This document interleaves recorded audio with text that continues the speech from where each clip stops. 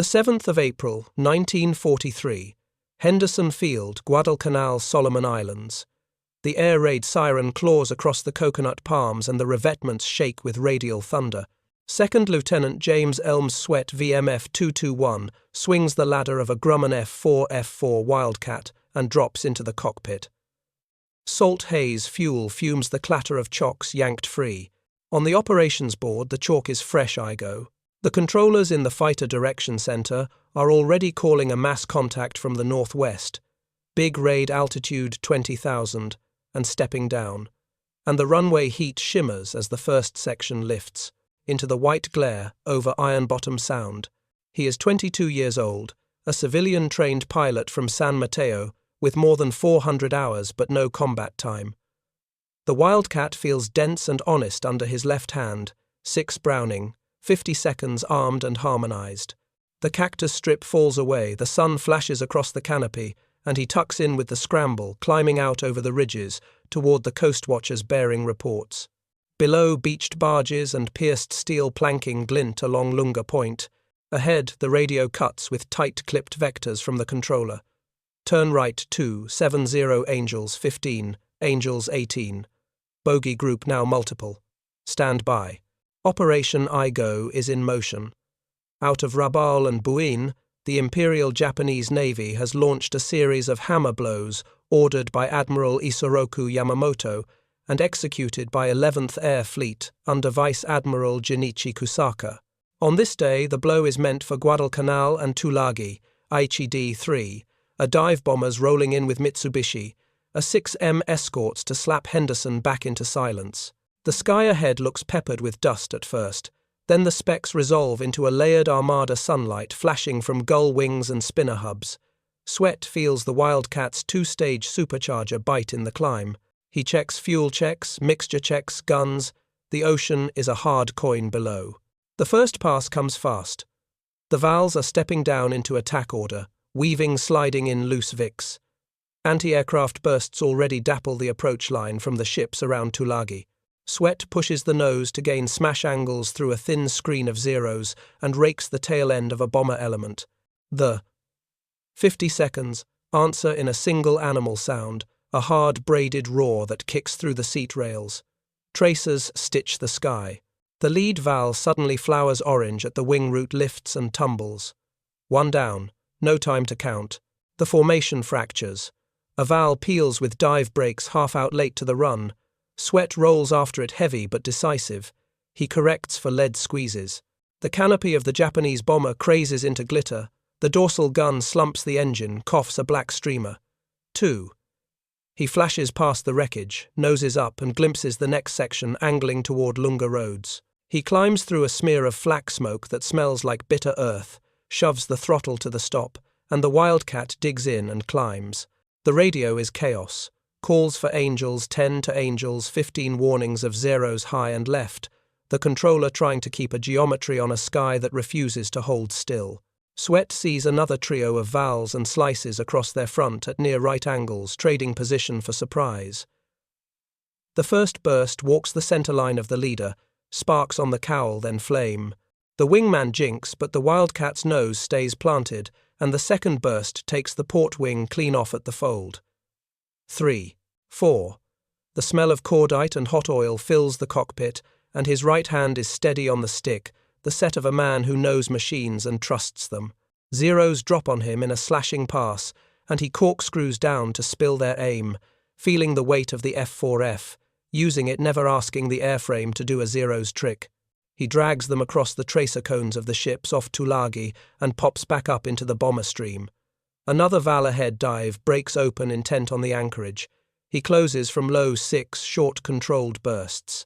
The rear gun barks back and clatters harmlessly against armor and air. Then the Val's canopy blows off, and the bomber rolls over trailing fire.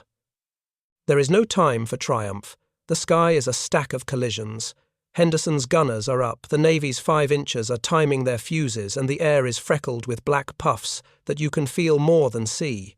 Swett punches through the debris field from a dying bomber, plexiglass shards ticking the fuselage like hail. He checks the gauges, temps good, pressure good, and looks back up the attack lane. A sixth Val is steady in the dive. He hauls the Wildcat across the nose, fires, walks the stream from tail to cockpit. The bomber shudders, smoke wells out, and it begins a slow terminal arc toward the surf beyond Tulagi. 6. The seventh is the hardest. It comes at the end of a breath snatched between attacks, a Val trying to run for cloud after releasing late and missing its mark. His angle is bad and the distance is long. He makes the decision anyway. 1, 2, 3 quick bursts to gauge fall, then a full squeeze as he leads more than feels natural. The tracers step in touch, and the Val's engine simply lets go. The dive bomber lifts its nose as if exhausted, and falls straight and final.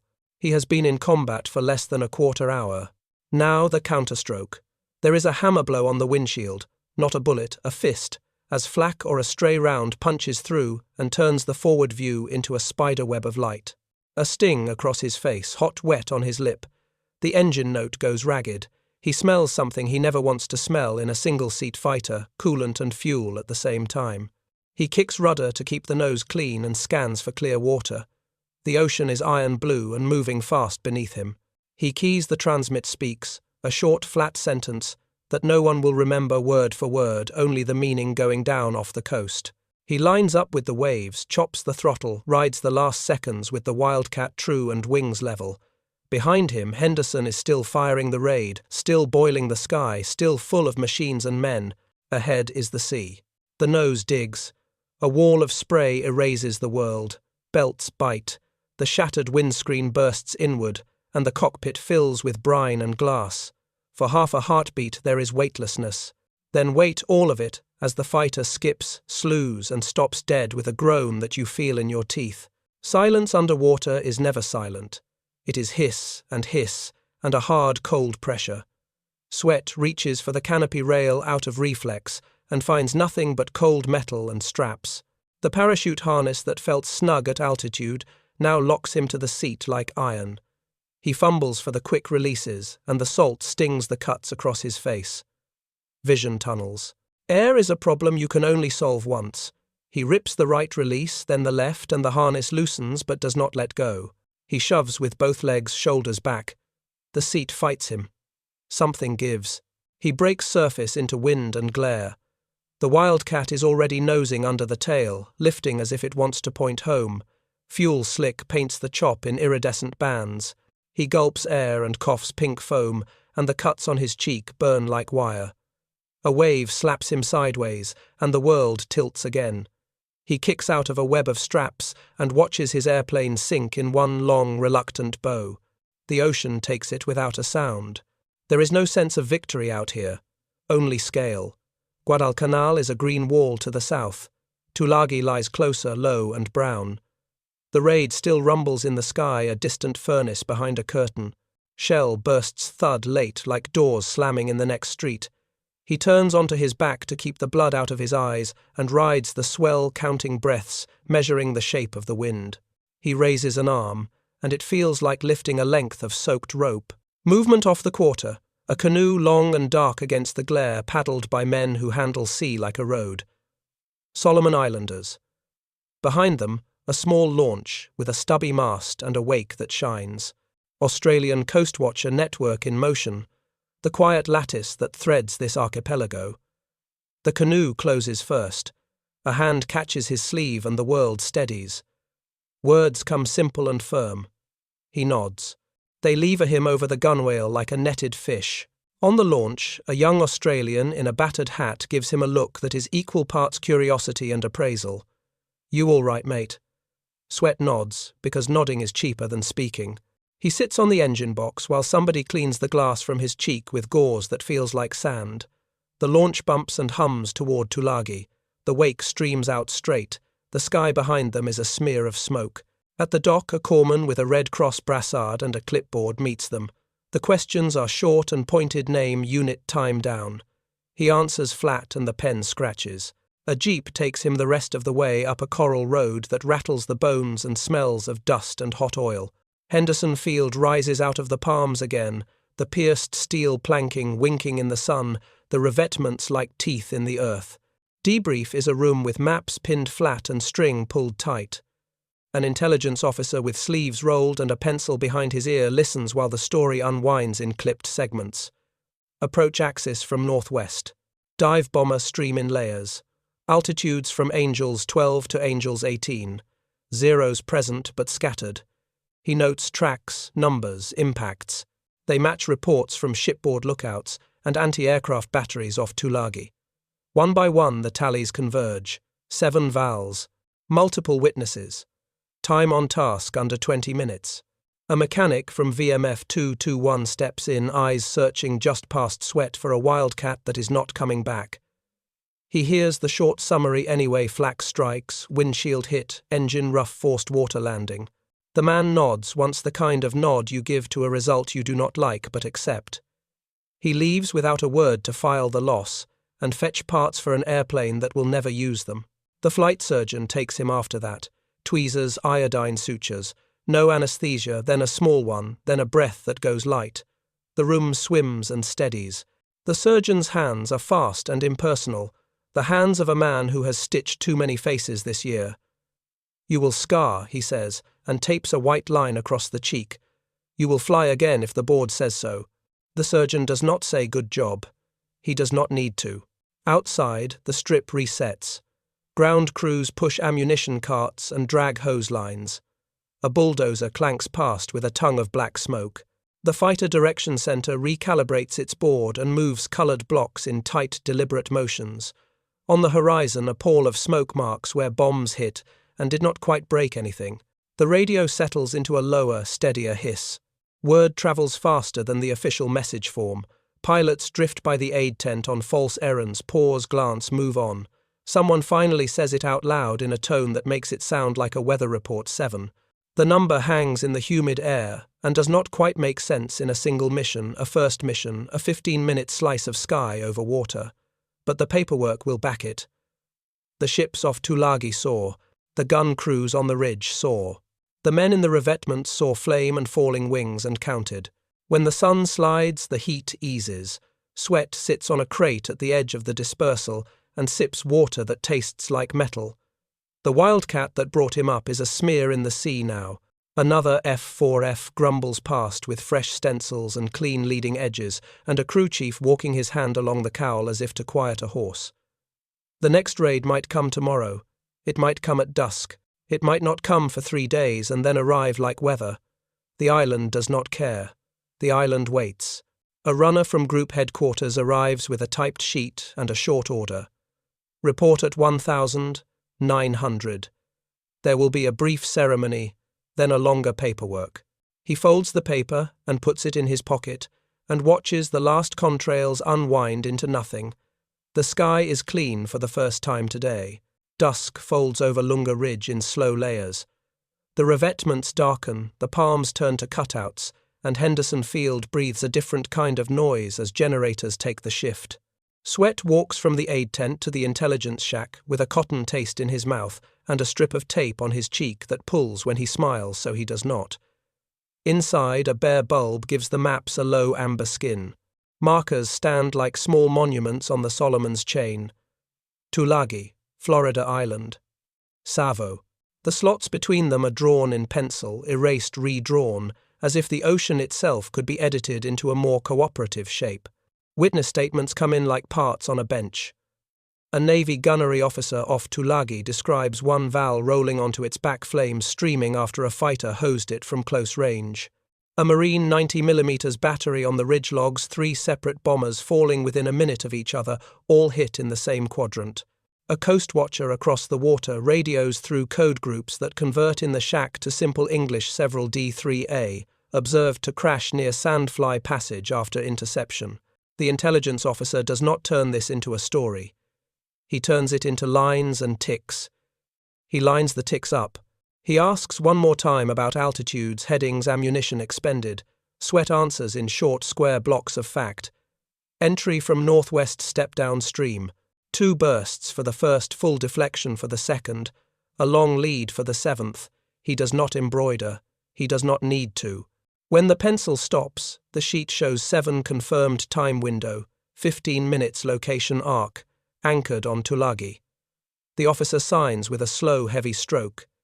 He has a stack of other raids to log tonight. He will remember this one anyway. Outside the shack, the air smells like kerosene and crushed grass. VMF 221 has a quiet edge about it that is not celebration. Ground crews are already sorting what the morning will need.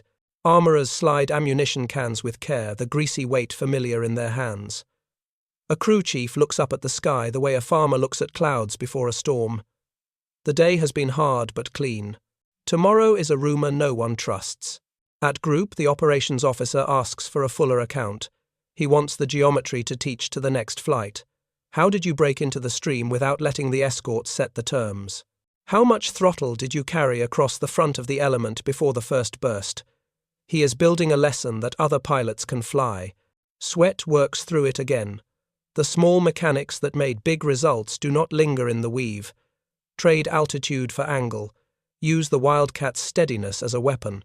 No one uses the word hero. It is not the language of this room. The recommendation begins as a paragraph on thin paper.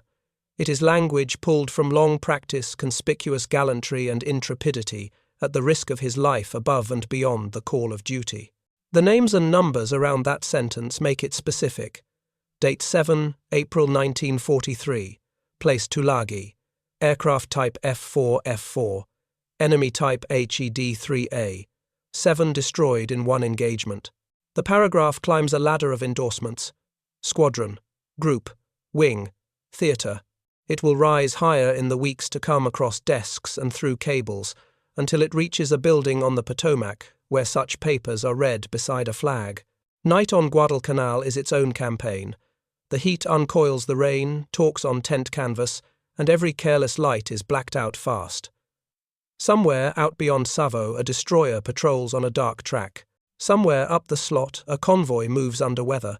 Swett lies on a cot and hears the quiet clatter of typewriter keys from an admin desk that does not sleep. He lets the sound count the minutes for him. His hands remember the stick. He can still feel the second Vals canopy shatter under tracers, the 7th bomber lift as if exhaling. He does not try to sleep. Sleep arrives on its own timetable. Morning is a pale strip under low scudding cloud. The flight board tells the truth. Without ceremony, stand to. The island is a machine that resets fast. Breakfast is tinny coffee and eggs that taste like ocean. The aide tent changes his dressing and tells him the stitches will itch. He nods. The group commander speaks quietly in the revetment about discipline on the first merge, about trusting the control vectors, about avoiding the flak boxes that saved them yesterday and could kill them today. No one claps. Nobody needs to be told twice that the same sky can offer a miracle and a bad turn inside the span of a minute. When the next scramble comes, it is different. The raid is smaller, the weather dirtier, the radar picture less clean. It still pulls the same strings. Engines catch and hold, blades blur, and the pierced steel planking shakes until the wheels lift. Swett straps in and finds that the cabin smell is already familiar again. The tape on his cheek tickles. The wound answers with a dull heat that he can park in a corner of his mind and ignore. He is not special to the day. He is another pilot on a roster, launched into a sky that does not keep score except in metal and men. In the evenings that follow, news trickles in about the larger shape of the offensive. Operation Igo is not a single blow, but a set of them, reaching for the Solomons with the long arm of 11th Air Fleet. The attacks strike shipping at Tulagi, pound the strip, take their own losses to fighters and guns. The island holds. The sea lanes around Lunga stay alive, ragged but running. It feels less like victory than survival, measured in tons, unloaded, and sorties flown. The paper that began as a paragraph gathers signatures. It becomes a citation. It becomes a plan for travel none of the pilots talk about out loud because it feels like stepping out of line. There are other missions, first other raids. Swett flies again. He adds to a tally that is only ever a shadow of the work, because it cannot capture the fuel burned, the nerves used up, the noise inside a man when the tracers start and the cockpit shrinks to the size of a gunsight ring. He learns the different hum of the F4U Corsair when it arrives in theatre, the long legs and the brutal climb. The war keeps changing the tools and asking the same question. Weeks later, a formal message arrives with the seal, and the words that very few men will ever hear attached to their name. The island which has learned not to waste motion finds a way to mark it without breaking stride. There is a small formation. There is a handshake that is firm and brief. There is a quiet line in the group diary that will read years from now like a stone you could put your hand on. The story does not end on an airstrip. It bends toward a ship and then a train and then a room in Washington where the ceilings are high and the flags hang still. But that is forward. For now the sun drops, the revetments cool, and the men of VMF, 221 strip guns, swab barrels, and chalk fresh numbers on the board for a morning that will come even if no one invites it. Orders fold him back into the long rhythm of the Solomons. The island dries out after squalls, the strip steams, and the day's work is measured in starts, merges, and the familiar thump of wheels into PSP at dusk. The recommendation climbs its ladder while he flies his share, and then some. The map in operations inches northwest as the campaign turns toward the New Georgia group. Coastwatcher reports keep coming in from crackling sets hidden under palms, coded bearings that become arrows on a board, and then contrails in a sky that smells of burnt powder. There is another bad day. Mid-year farther up the slot, clouds stacked and dirty, the sea the colour of hammered lead. Contact a tangle, a flash of luck going the other way. A hit that feels like a kicked door. The engine stumbles, then quits being an engine, and becomes a heavy thing dragging a light machine down. He rides the glide as far as it will carry, and picks water again, because there is nothing else to pick. The straps, the cold, the blind taste of fuel, a grim echo of April but colder in the bones. He surfaces into shouts in a language he does not speak, and the steady thock of paddles. Solomon Islanders bring the canoe in close, and lever him aboard with the same practiced economy as before. A message rides a jungle trail to a radio.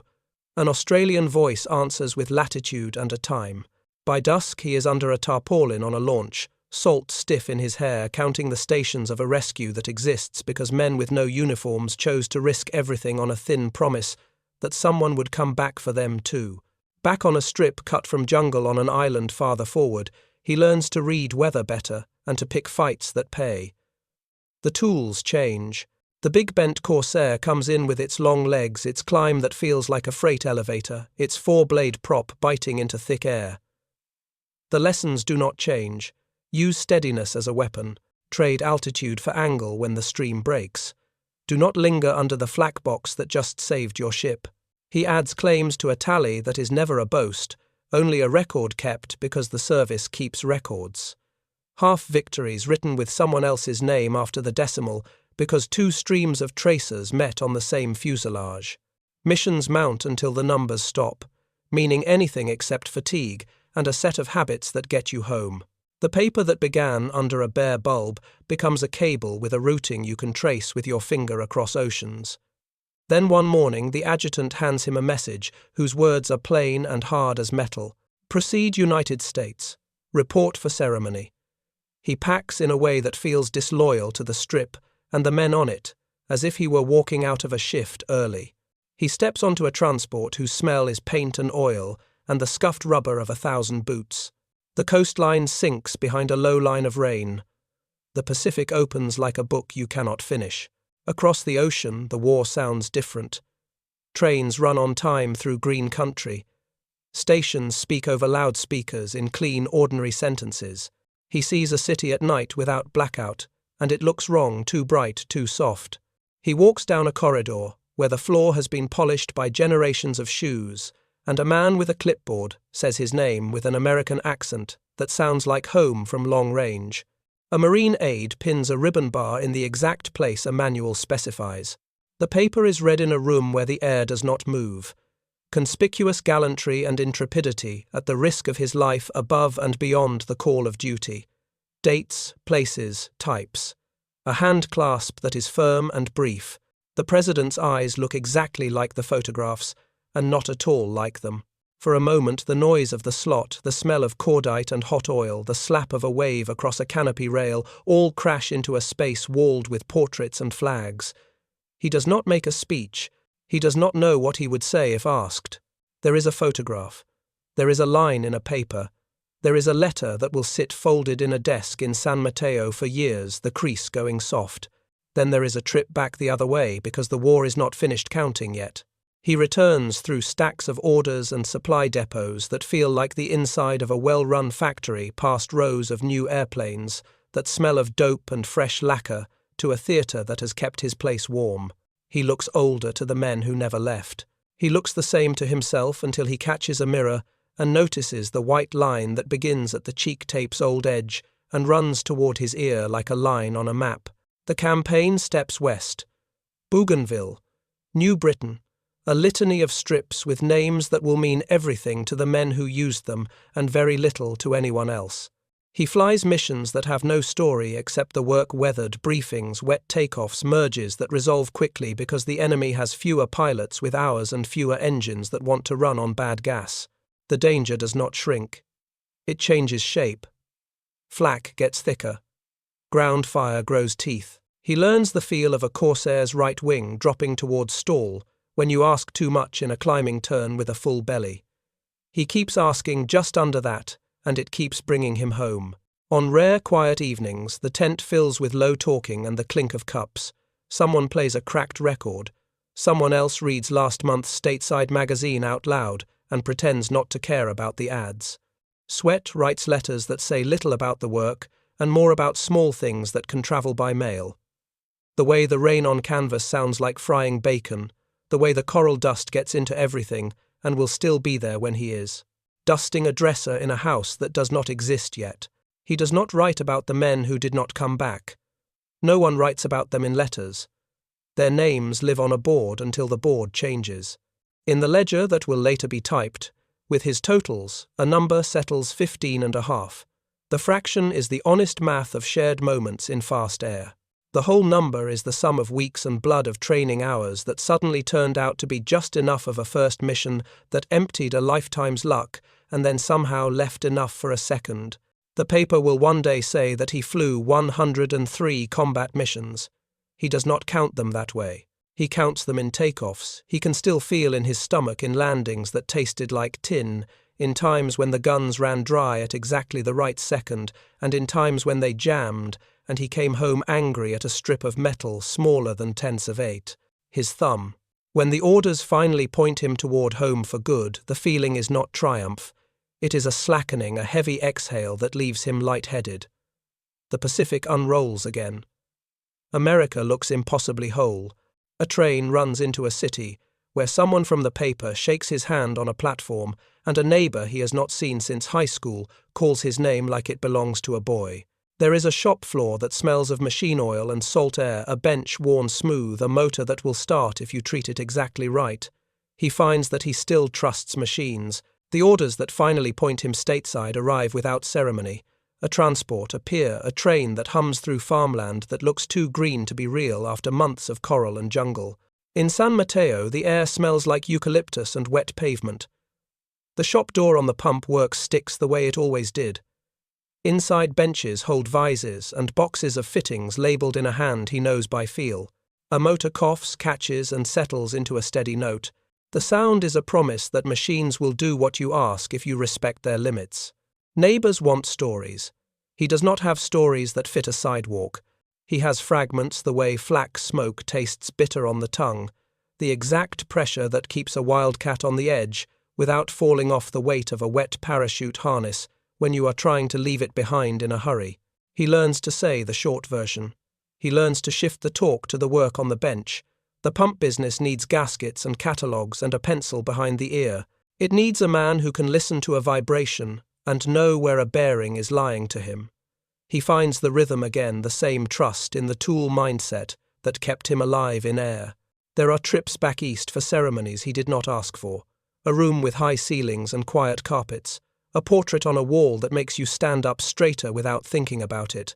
He shakes hands, answers questions, poses for a photograph that will end up in a frame that a relative will dust every spring. Then he returns to the shop, where the floor is stained with oil, and the ledger wants numbers more than adjectives. The contrast is not strange to him. Both rooms are part of the same country. He stays in uniform on paper. The Marine Corps keeps him in the reserve, and time pulls the rank on his collar forward until it reads Colonel. He trains mentors, writes notes on young pilots who remind him of himself before Henderson Field wrote a line across his cheek, He watches new aircraft roll out of factories that have taken the lessons of the last war and made them into metal with long legs and long memories. He tells the young ones that steadiness wins fights. He tells them that the geometry matters more than bravado. He does not tell them how luck smells. They will learn that on their own. Some nights, he drives north along the coast and lets the headland wind clear the shop air from his clothes. Out past the surf line, the Pacific looks almost the way it did from 1,000 feet on a climb toward a bomber stream, except that here the horizon holds steady and no controller is drawing lines on a board. He thinks about April 1943 less as a day of numbers and more as a day when every system he trusted showed up on time. The coastwatchers and their radios under palms, the fighter direction vectors that put him on the right line, Navy guns that stitched a box the enemy had to fly through the crew chief, whose hands had packed the guns just so. One man in a cockpit, yes. Also a lattice of other men and machines that made his 15 minutes possible. Letters arrive from men he flew with. Some are short, typed businesslike. Some are pages in a careful hand that draw maps with words. He writes back the same way. They do not speak about fear unless it serves the math of a point about tactics. They remember names and serials, and the way a certain engine note meant a zero had slipped behind the fight and was coming in fast. When a letter stops because a man is gone, the silence takes up a chair in the shop and does not leave. He learns to work with the silence in the room. The shop survives because he treats it like an aircraft you never stop pre-flighting. Vendors are lined up on time. Inventory is counted before it becomes a problem. There is always an extra belt, an extra seal, a plan for when a truck does not arrive. He finds that logistics done right feels like a formation that holds without words. He hires apprentices and teaches them to listen first to feel heat in the casing, to smell when a motor is overstressed. He does not talk about Guadalcanal until they ask. When they do, he respects the question with facts. Date, place, units, altitudes, no embroidery. Decades rinse through. The medal sits in a box more often than it sits on a lapel. A museum asks for his aircraft number. He quotes it without looking it up, because numbers like that live in the part of the brain that does not misplace anything. A reporter wants a hook. He gives the reporter a process instead: climb angle, lead computation, ammo discipline, exit route. The article runs with a headline that sells copies. He clips it and slides it into the back of a drawer. On anniversaries, he flies as a passenger and watches younger hands taxi to a hold short line with the same small adjustments he made before the war. Taught him what those adjustments cost if you get them wrong. On some Veterans Day mornings, he stands at a microphone and says the names of men who did not come home, as if reading them could make the air hold them a second longer.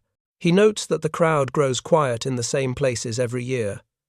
He never gets used to the quiet.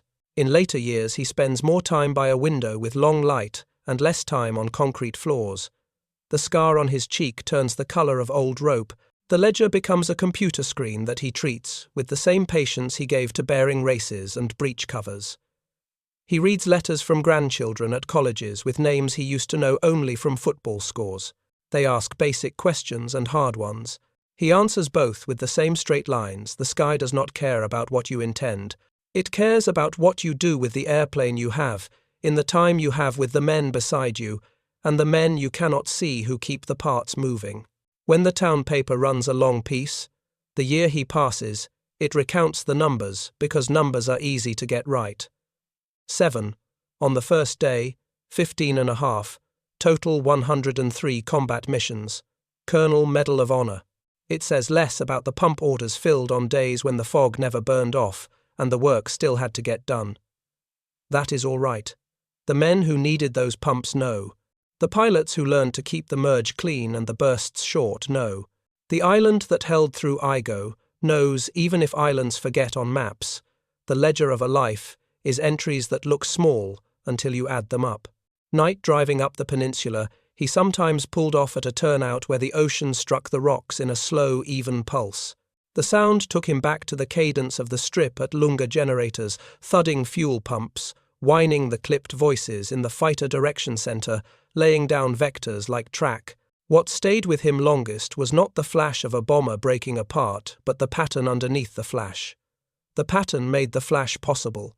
The 7th of April 1943 had not been a miracle. It had been a system that worked at speed. The coastwatchers with field sets hidden under palms, sending bearings in security through rain. The radar picture forming in a concrete room where grease pencil lines turned into numbers a controller could trust. The radio discipline that kept those numbers clean. The ground crews who had packed Browning belts so the feed would not choke when a pilot needed a full, unbroken burst. Ships off Tulagi that threw timed fire into boxes no attacker could ignore.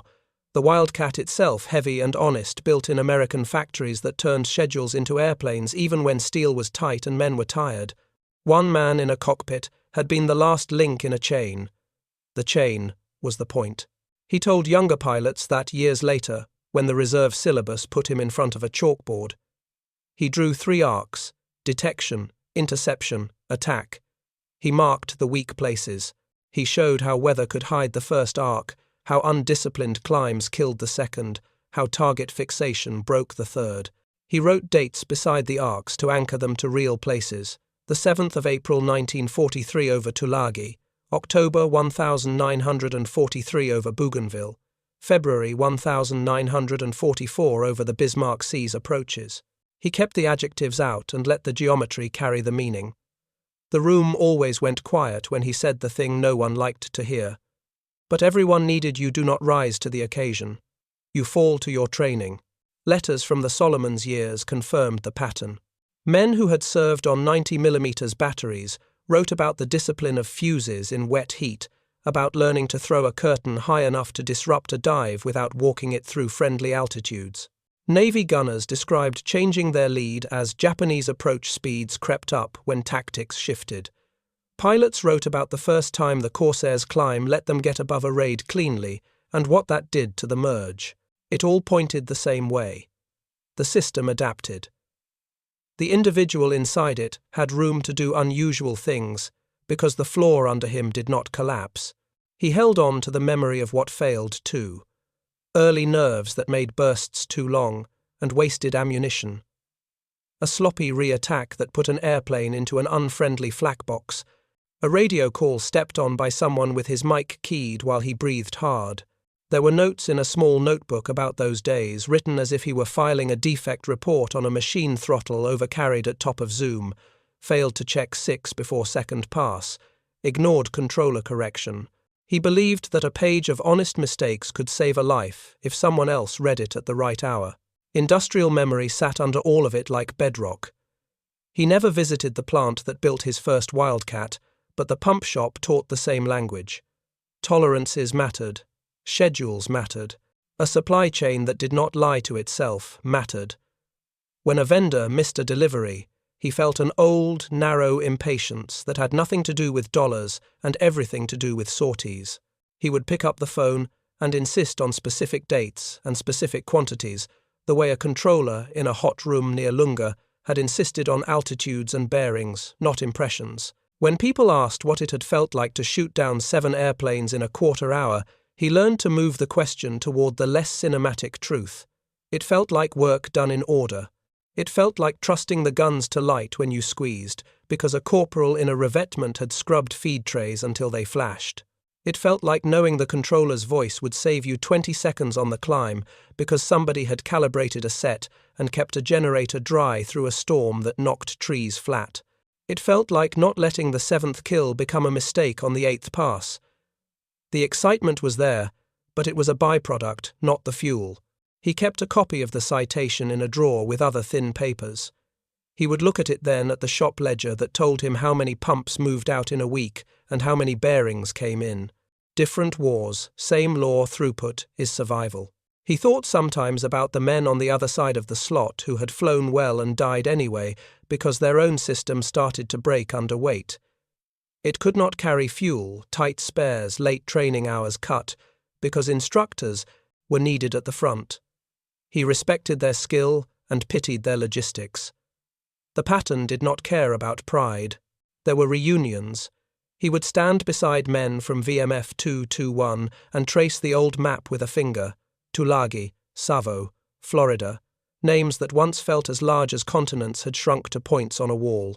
They would argue amiably about which day the flak was worst, which approaching course made the Vals easiest to cut, which controller had the steadiest voice. Then the talk would slide to the ground crews and stick there the way it always did when pilots had the time and distance to be honest about debts. In quieter moments at home, he would lay out tools for a job and feel the small rightness of sequence wrench sizes in order seals. Stage the bench cleared so he could find dropped hardware with one glance. The comfort came not from ritual but from the knowledge that order freed attention for the part of the task you could not script.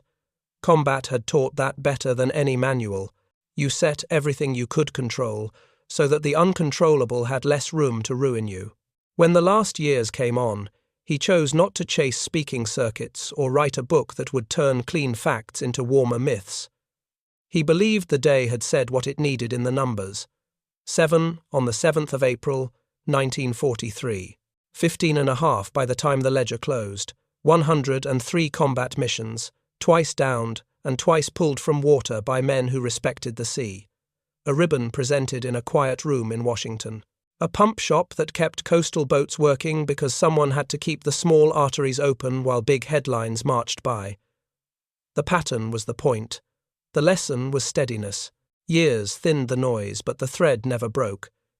In San Mateo mornings he still woke at a pilot's hour and checked a sky that no longer needed him. The pump shop opened on time, shipments went out, and a phone on the wall rang with problems that could be solved by parts and patience. On some shelves sat objects that did not look like history. Until you leaned close, a drift of coral dust trapped in the hinge of an old tool chest, a canvas kit bag with salt worn into the seams, a folded citation on onion skin edges softened by fingers. The men who had once filled revetments grew grey at the temples and then at the jaw. They gathered at air shows and museums that smelled of wax and hangar dust. A Wildcat roared past at 500 feet, and every head tilted at the same angle that once kept sight on a target. He answered the same questions without embroidery. Date, place, units, altitudes. 7 within a quarter hour because the chain held. He made the point gently because young ears liked the flash. The man in the cockpit is the last link, not the first. At a school auditorium, he watched a display case swallow his picture next to a short card that reduced a day to 2 lines. He did not mind. The long version lived in quieter places. A coastwatcher's grave on a slanted hill in the tropics. A rusting pier where a launch once nosed in with a soaked pilot on its deck. A circle of names read aloud every November under a flag that snapped hard in Pacific wind. When he spoke to students, he talked the way he taught geometry first, adjectives later. Eyes sharpened at the idea that steadiness could be heroic. He travelled once to a museum on the other side of the country, where an F4F stood on its gear with a ladder clipped to the rim of the cockpit. He put a hand on the wing root and felt the cold through his palm. The smell was not the same. Display air is too clean to carry hot oil and cordite, but the angles were right. The sight line over the nose to an imagined horizon reminded his shoulder what a steady burst costs in patience. A docent asked him if he wanted to climb in. He said no. You do not borrow somebody else's altar. When time bent further, he found himself in rooms where questions came softly from people who remembered ration books and people who knew the war only through screens. He told both groups that the truest thing about the 7th of April 1943 was how ordinary it felt until it turned extraordinary by increments. A canoe out of glare. A launch that knew where to be. A corpsman with tape and a pencil. An intelligence officer who laid witness lines into a picture that other men could fly by. Systems built by hands that would never see the merge. The ledger of his service settled into numbers that did not change 7 on the first mission. 15.5 by the time the ledger closed. 103 combat missions. Twice downed and twice fished out of hard water. A ribbon handed over by a president in a room where footsteps sounded like small thunder. The ledger of the shop told a different, quieter resilience contracts met through strikes and recessions. Boats kept running because bearings arrived on time, apprentices promoted because they learned to listen to machines. He kept both ledgers in the same drawer, because to him they answered the same question, can you be counted on? He stayed in the reserve long enough to write calm words on performance reports that lifted other pilots along the same ladder. When jet noise replaced radial thunder overhead, he did not pretend the past could compete on speed. He talked about the parts that never go obsolete: discipline in the climb, economy in the burst, the refusal to let bravado leak into tactics. Later, when he stopped driving to the base and the hangars were lit by other generations' crews, he kept one habit before any big task: lay out the tools in order. It preserved attention for the part of the job you could not script. On clear evenings he would stand at the edge of a pier and watch the Pacific lay down its long, even swell. Somewhere, far out there, a strip once cut from jungle had shaken under his wheels and black puffs had ticked at the corners of his eyes while he judged lead and fall. He knew now that the sea forgets almost everything. Wrecks settle under silt oil sheens, are eaten by weathermen's names drift. What remains are lessons that hide in plain sight. Prepare, execute, recover, trust the link behind you, and be the link the next man can trust. Reporters, when they came, sometimes tried to hang a larger meaning on the day. He would let them talk until they ran out of adjectives, then bring them back to the weight-bearing facts. Aichi D3A, a dive bomber's in layered approach. Interception vectors from Henderson Control. F4F-4 Wildcat with 50 seconds. 15 minutes. 7 aircraft destroyed. Forced landing at sea. Recovery by locals and coastwatchers. Citation approved and presented.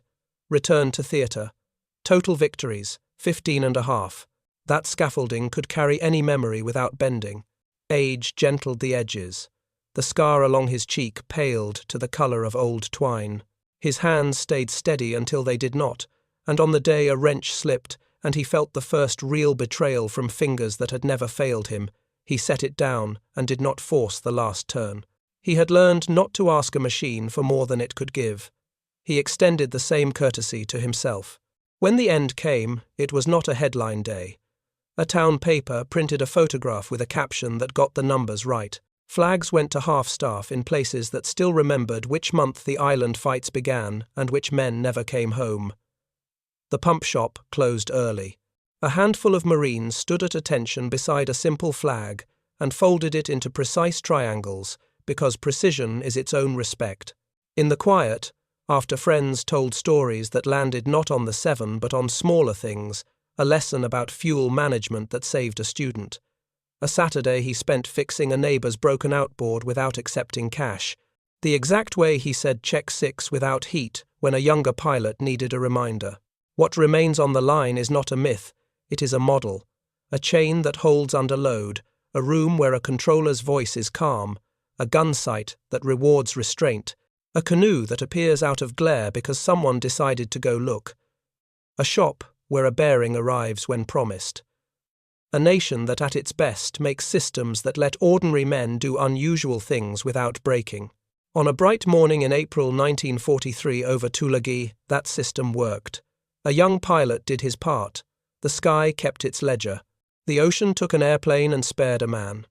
The island held.